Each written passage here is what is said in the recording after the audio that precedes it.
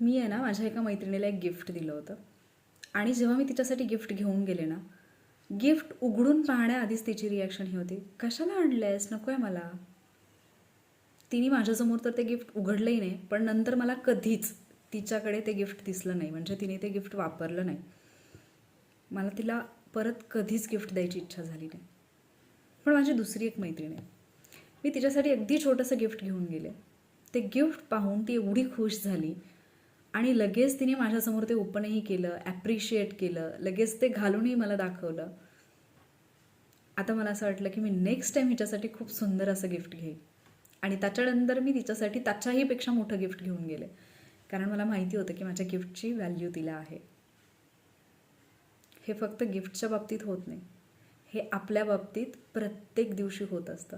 जेव्हा युनिवर्स, जेव्हा तुमचं नशीब, जेव्हा देव, ज्या पण शक्तीला तुम्ही मानताय ती तुमच्यासाठी काहीतरी घेऊन येते ना, तेव्हा तुम्ही कसं रिॲक्ट करताय याच्यावरती ठरतं की तुम्हाला नंतर काय मिळणार आहे. जर एखादी चांगली गोष्ट छोटीशी का असे ना तुमच्या आयुष्यात जर घडली आणि त्याच्यासाठी जर तुम्ही आनंदी होत असाल, तर तो आनंद मल्टिप्लाय होऊन परत तुमच्याकडे येतो. युनिवर्स तुमच्यासाठी आणखी अशा कितीतरी गोष्टी डिझाईन करते ज्या गोष्टी तुम्हाला आनंद देतील. पण एखादी गोष्ट तुमच्या बाबतीत घडली आणि जर तुम्ही रडत असाल, जर त्याच्यासाठी तुम्ही दुःख व्यक्त करत असाल, तरीसुद्धा युनिवर्स सेम वागतंय की ते तुम्हाला तेच दुःख, ते रडगाणं मल्टिप्लाय करून देते. बिकॉज युनिवर्सला या गोष्टीची काही घेणं देणं नाही की तुम्हाला एक्झॅक्टली काय फील होतं. युनिवर्सला एवढंच माहिती आहे की तुम्हाला जे फील होते ते तुम्हाला आणखी जास्त फील करून द्यायचं आहे. म्हणजे तुम्हाला जर छान वाटतंय तर अशी योजना बनवली जाईल की तुम्हाला आणखी छान फील होईल. जर तुम्हाला वाईट फील होत असेल तर गोष्टी अशा घडत जातील की आणखी वाईट वाईट वाईट काहीतरी होत जाईल. मग याचा अर्थ असा होतो का की आपण माणसं आहोत, आपल्याला वाईटच नाही वाटलं पाहिजे, आपण कधी दुःखीच नाही झालं पाहिजे. माणसं आहोत, भावना आहेत, आपल्याला प्रत्येक वेळेला काही ना काहीतरी वेगळं फील होणार आणि हे नॅचरल आहे. पण त्या फिलिंगसोबत आपण किती वेळ राहतोय, तो जो प्रसंग आयुष्यामध्ये एक घडला आहे, त्या प्रसंगावरून आपली लाईफ काय आहे हे आपण डिसाईड करतोय की त्या प्रसंगातून काहीतरी शिकून आपण तो प्रसंग माझ्यासाठी घडणं किती गरजेचं होतं असा विचार करून आपण ती गोष्ट एक्सेप्ट करतोय, हे महत्त्वाचं आहे. उदाहरणार्थ, मी गव्हर्नमेंट जॉबसाठी तयारी करत होते, पण माझं सिलेक्शन नाही झालं. आता जर मी या गोष्टीसाठी रडत बसले की माझं सिलेक्शन नाही झालं, तर कदाचित आयुष्यभर मी पश्चातापातच राहीन. पण माझं सिलेक्शन नाही झालं म्हणून मी काहीतरी एक दुसरा ऑप्शन निवडला आणि त्या ऑप्शननी माझी लाईफ इतकी सुंदर बनवली की बस विचारूच नका. असं खूप जणांच्या बाबतीत होतं ना की काही गोष्टी आपल्याला बाय चॉईस नसतात मिळालेल्या, बाय चान्स मिळालेल्या असतात. पण बाय चान्स जे आयुष्य आपल्याला मिळालेलं असतं ते इतकं सुंदर असतं आणि आपल्या इमॅजिनेशनच्या पलीकडे असतं. म्हणजे आपण स्वतःसाठी 1000 प्लॅन्स करून ठेवलेले असतात, पण त्याच्याही पेक्षा वेगळं काहीतरी लाईफमध्ये घडतं जे अनएक्सपेक्टेड असतं, अनप्रेडिक्टेबल असतं, बऱ्याचदा अनवॉन्टेड असतं, पण त्याच्यातून जी लाईफ आपल्याला मिळते ती खूप सुंदर असते. सो आयुष्यामध्ये ज्या गोष्टी घडतात ना त्या एक्सेप्ट करायला शिका.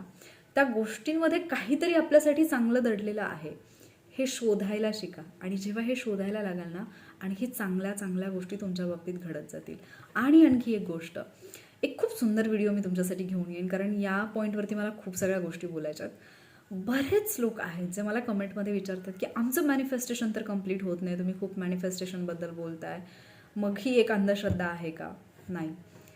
काय होतं ना, जेव्हा आपण एखादी गोष्ट मॅनिफेस्ट करतोय ना, आपण त्याला एवढ्या सगळ्या कंडिशन्स देतोय.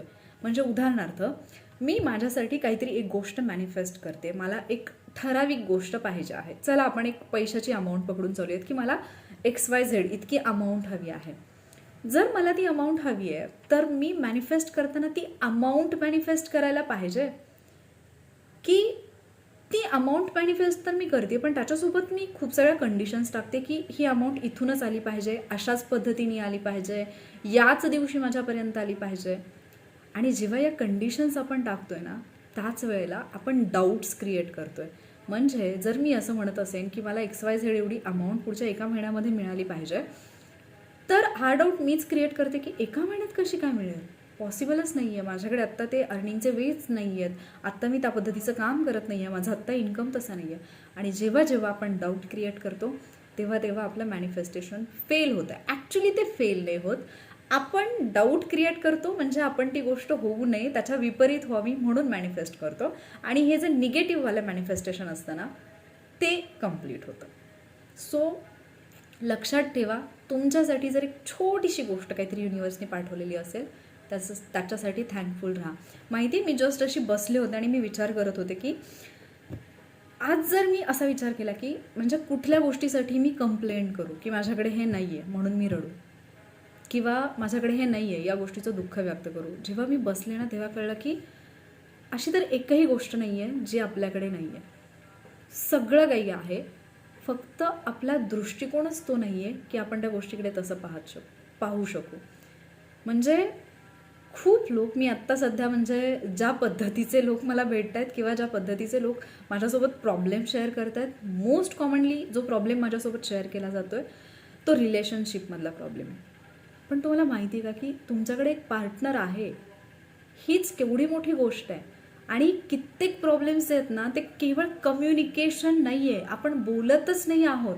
हजारो गोष्टी आपण बोलतोय त्या आपल्या डोक्यात बोलतोय, समोरच्या माणसाला माहितीच नाही की तुमच्या डोक्यात काय चाललंय. आणि केवळ याच्यामुळे तुमचे जे प्रॉब्लेम्स आहेत ते सॉल्व्ह होत नाही आहेत, ते वाढत चाललेत. आणि जेव्हा कधी कम्युनिकेशनसाठी तुम्ही बसताय तर ते कम्युनिकेशन राहतच नाही आहे, तो एक वाद बनतोय. आणि तो का बनतोय त्याची सुरुवातही आपल्यापासून होते, पण हे आपण रिअलाइजच करत नाही.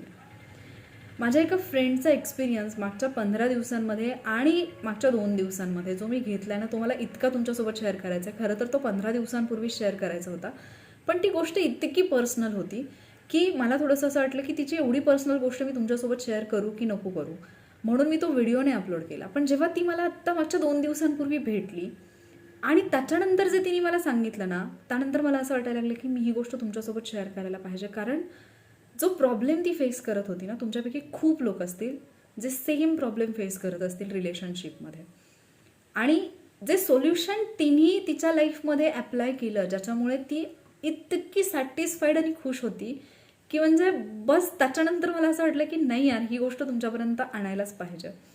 सो डेफिनेटली त्याच्यावरचा व्हिडिओ पण मी घेऊन येईन. पण जर तुम्हाला तो हवा असेल तर रिलेशनशिप असं कमेंट करा, म्हणजे मला समजेल की तुम्हाला त्याच्यावरचा व्हिडिओ ऐकायला आवडेल की नाही, तिचा एक्सपिरियन्स ऐकायला आवडेल की नाही.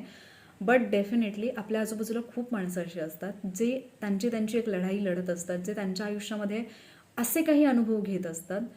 कदाचित आपण त्यांच्या ठिकाणी असतो तर आपण कधीच गिव्हअप केलं असतं, पण आपल्याला त्यांचे प्रॉब्लेम्स माहिती नसतात. आपण जस्ट एक वरची गोष्ट पाहतो, आपल्याला जस्ट सरफेस लेवलचं काहीतरी दिसत असतं आणि त्याच्यावरून आपण फक्त जजमेंटल होतो. आणि बऱ्याचदा तर आपल्या लाईफमध्ये इतके मोठे प्रॉब्लेम्स नसतात सुद्धा, पण आपण त्यांना इतकं मोठं बनवून ठेवतो, डोंट नो वाय.